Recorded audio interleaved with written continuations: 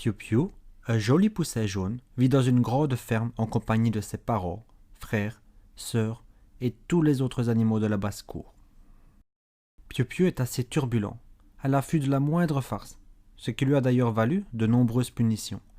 Un jour, il avait attiré ses frères et sœurs dans la grange au moment où le valet de ferme chaulait les murs.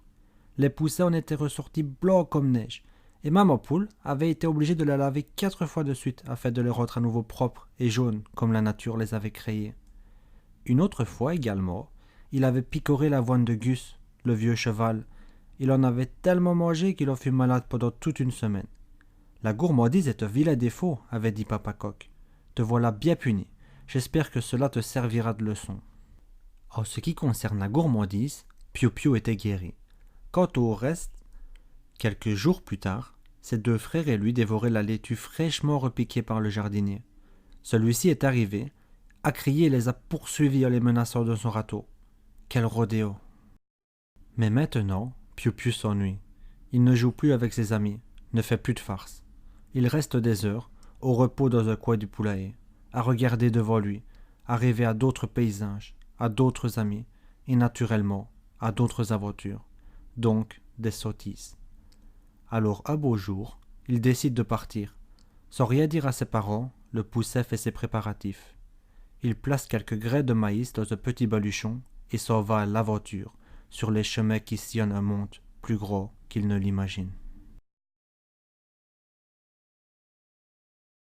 Le soleil n'est pas encore levé et tous les habitants de la ferme dorment. Sur la pointe des pattes, Piou Piou passe devant la niche de Sultan, le chien de garde. Un curieux chien de garde, ce sultan. Il est muet, mais si gentil que les fermiers ne se décident pas à lui trouver un remplaçant. Piou Piou ne tient pas à le réveiller, car il ne veut dire adieu à personne, surtout pas à Sultan, car il verrait des larmes dans ses gros yeux toujours tristes. Le pousset franchit la grande grille métallique et se dirige vers l'est, là où le soleil se lève. L'aube n'est plus très loin maintenant. L'horizon s'éclaircit et les étoiles s'éteignent une à une dans le ciel. Tout à coup, Piou Piou entend le joyeux cocorico que son père loge chaque matin. Le pousset s'arrête, regarde en arrière, hésite un instant, soupire, puis reprend sa route en direction du soleil levant. Le sentier poussiéreux est bordé de buissons d'aubépine. Des centaines de petites fleurs blanches garnissent les branches et répandent un parfum pénétrant.